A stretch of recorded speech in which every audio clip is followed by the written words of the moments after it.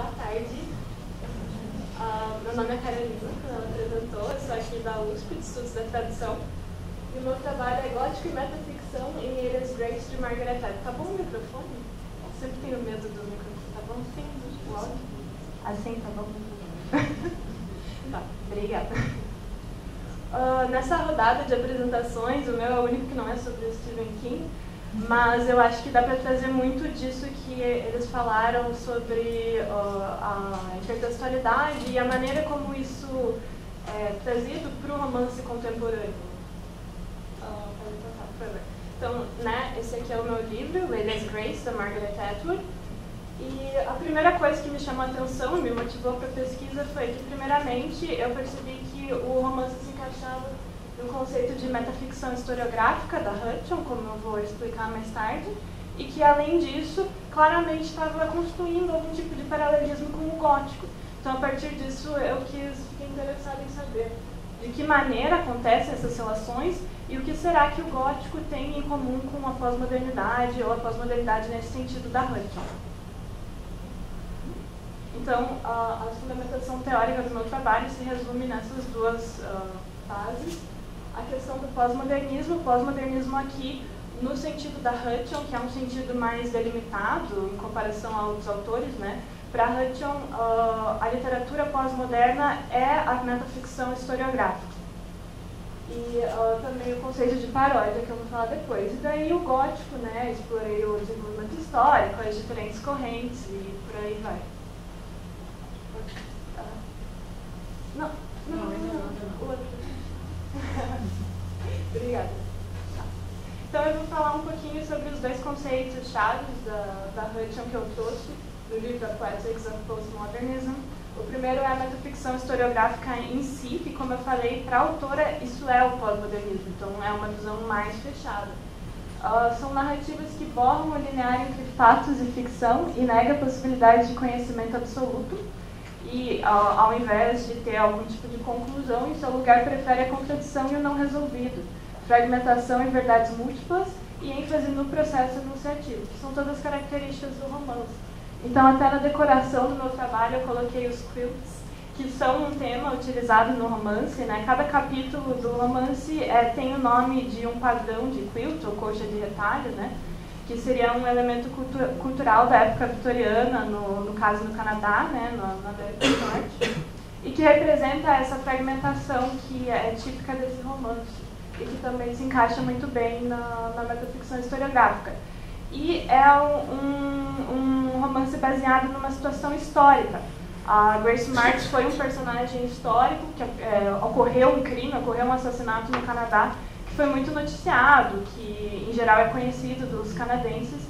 Então é um romance que parte dessa perspectiva histórica e também é um crime que não foi resolvido, não tem uma conclusão nesse crime, e o livro vem questionar exatamente como é que a gente pode saber o que aconteceu de fato, os diversos discursos que tem, discursos populares, midiáticos, cantigas e por aí vai. E o outro conceito é o conceito de paródia, que seria o uso irônico e autoconsciente de intertextos da história e da ficção. E o principal efeito seria mostrar, né, deixar claro a diferença dentro da similaridade e transgressão dentro da convenção, que vai ser o mecanismo que a autora vai utilizar para colocar o gótico para conversar com a metaficção historiográfica em si. Então esse romance ele questiona a construção da história, ou aquela construção da história totalizadora, unificada, de um discurso só, e se fragmenta nesse sentido, mas da mesma maneira como ele trata a história factual em si, ele trata a história da literatura. Então nesse sentido as coisas se misturam, e o próprio gótico, né, que vai aparecer como esse passado literário, essa tradição literária, também é questionado da mesma maneira. E aí, para falar um pouquinho da literatura gótica, eu trouxe a questão do gótico masculino e do gótico feminino, porque é uma questão que, quando eu descrever um pouquinho do enredo, né, mas é uma questão que fica, até pela própria estrutura do romance, que fica mais evidente, mas também teria a questão do gótico vitoriano, o enredo, né, se passa no Canadá no século XIX, o gótico vitoriano bastante presente, né, até na própria leitura dos personagens. Mas sobre o gótico masculino e feminino, eu coloquei aqui algumas características bastante gerais, né, citando Williams e Hunter e Byron, principalmente, mas só para colocar um panorama geral, que o gótico masculino teria a característica de tentativa de penetrar algum lugar cercado, interior, enquanto que o gótico feminino tentativa de fuga do confinamento. Claro que essas coisas, né, podem se tornar muito mais complexas ou não tão simples, mas pensando em modelos como, por exemplo, o monge na questão do masculino e talvez o Dolfo na questão do feminino, né, no mistério de Dolfo, nesse sentido. O masculino trata principalmente de questões de identidade, transgressão de regras sociais, confrontamento com as instituições, personagens femininas objetificadas ou vitimizadas. Enquanto feminino, aprisionamento por uma figura masculina poderosa e autoritária ou sua representante feminina. E violência gráfica e grotesca seria, né, uma tendência no gótico masculino, enquanto suspense ou mistério seria uma tendência do gótico feminino. Pode passar. Então, claro que essas coisas nem sempre são tão delimitadas assim, mas agora, juntando essa questão do gótico em si e do pós-moderno, eu vou realmente tratar do romance como uma paródia gótica. Então, primeiramente, o romance usa o passado, tanto histórico quanto literário, para sinalizar continuidade e consequências, e ao mesmo tempo questionar e apontar diferenças. Então, o romance, inclusive, como é característica da autora, tem um tom bastante irônico, muitas vezes cômico, né, na maneira como acontece essa paródia. E os personagens estão constantemente citando, às vezes literalmente citando obras góticas, ou às vezes remetendo a temas, motivos e por aí vai. E ao mesmo tempo se aproximando disso, mas também comentando sobre ou mostrando uma divergência nesse sentido. E aqui eu coloquei só algumas características góticas, né, que justificam, características góticas presentes no Elias Grace que justificariam pensar ele nessa luz, que são a heroína, a Grace Marks, está aprisionada, né, um ambiente doméstico como uma prisão e esse ambiente como uma representação da mente humana, né, a mente humana como uma casa ou a casa como uma mente humana. A heroína reprimida e psicologicamente fragmentada, assombrações e aparições de natureza duvidosa, né, não muito conclusiva, e a natureza sublime, que também aparece. Então, agora, o romance, ele é bastante fragmentário, ele tem algumas sessões de cartas, algumas sessões até que amam uma cantiga popular, por ser um caso conhecido, mas a maioria dos capítulos, além desses outros diferentes, né, que eu mencionei, digamos assim, eles são ou do ponto de vista em primeira pessoa da Grace Marks, ou do ponto de vista em terceira pessoa do psiquiatra dela, o Dr. Jordan. E a minha hipótese é que a Grace, ela representa uma heroína do gótico feminino e o Dr. Jordan um anti-herói do gótico masculino. Eles, de algumas maneiras, se aproximam e, de outras maneiras, eles até criticamente comentam nesse sentido. Por exemplo, a Grace, aqui eu coloquei, segundo o Dr. Jordan, ela poderia facilmente passar pela heroína de um romance sentimental.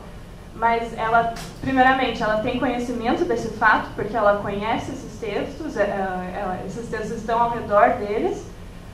Ela sabe que ela é lida dessa maneira, porque ela é jovem, bonita, coloquei ali, aprisionada e oprimida, se sente acuada e por aí vai. Mas ela ridiculariza essas noções.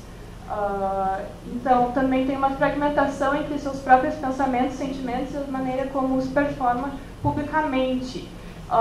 E no sentido que lembra muito Jane Eyre e alguma coisa no sentido de Mad Woman in the Attic ou algo assim, porque a Grace tem essa coisa que pode ser lida como uma outra personalidade ou uma assombração ou alguma memória reprimida, não é explicado exatamente, mas é como se ela tivesse aquela mulher louca no sótão, então nesse sentido ela é psicologicamente fragmentada. E o Dr. Jordan, ele diversas vezes exprime o desejo de transgredir as normas sociais. E um tema bastante comum nos capítulos dele é o desejo de adentrar, especialmente em relação ao corpo e psique femininos. Então, tanto em atitudes abusivas, quanto até na própria profissão dele, ele é psiquiatra. Seus atos transgressores têm consequências devastadoras para as mulheres de seu convívio, e o modo como tratava as criadas na sua infância são uma reflexão inversa dos problemas de Grace, Mary e Nancy. Então, essas três personagens femininas, a Grace sendo a protagonista do romance, e a Mary e Nancy, que também mostram outros lados do que seria a vida de uma criada nessa sociedade, né, porque elas trabalham como criadas. Elas todas são, de alguma maneira, abusadas. E o Dr. Jordan, ele, por sua vez, ele abusa de criadas no lar dele, né? Então, não necessariamente ele tem essa posição de antagonista direto a Grace, mas em questão de espelhamento social, de posição social, sim, ele teria esse antagonismo. Então, uma coisa que é interessante é que nesse romance, a questão do gótico masculino e do feminino são colocados lado a lado. Como é que essas duas perspectivas poderiam conversar uma com a outra, ou o que acontece se você misturar as duas. Ao escutar a história de Grace, né, ao analisar ela como psiquiatra, o Dr. Jordan é forçado a, em algum nível, lidar com a existência de um outro lado, que é angustiante para ele. Mas não de maneira positiva, ou que ele perceba seus erros, ou que ele vai mudar suas atitudes, mas no sentido que ele dissocia, o que vai levar até ao final dele como assim, um estado catatônico, porque não há possibilidade de conciliar essas duas perspectivas. Essa é a minha conclusão, mas eu queria falar um pouquinho. Eu coloquei aqui: a mais importante característica que a arte gótica e a arte pós-moderna têm em comum é a ênfase na contínua presença do passado. Então, da mesma maneira que o gótico vai trazer a ruína, o fantasma como aquele passado que não quer ir embora e que fica ali recalcado na nossa mente, o pós-modernismo também tem essa questão de não querer apagar o passado para trazer o novo, mas de querer trazer o passado junto.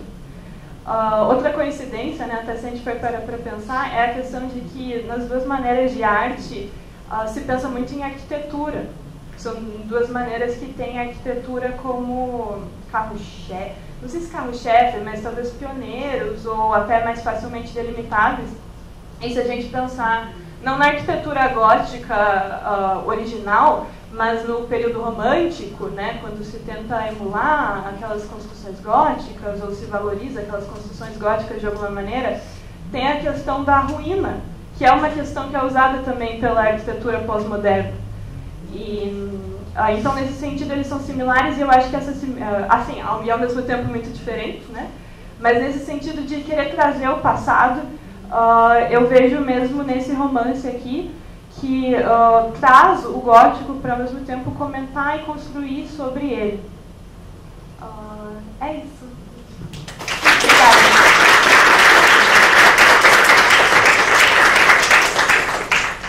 Para encerrar agora e daqui a pouco a gente vai para o intervalo, alguém gostaria de fazer alguma pergunta? Por favor, levanta a mão. Você está trabalhando na tradução com esse livro? Não, eu sou da área da tradução, mas nesse caso é uma pesquisa à parte.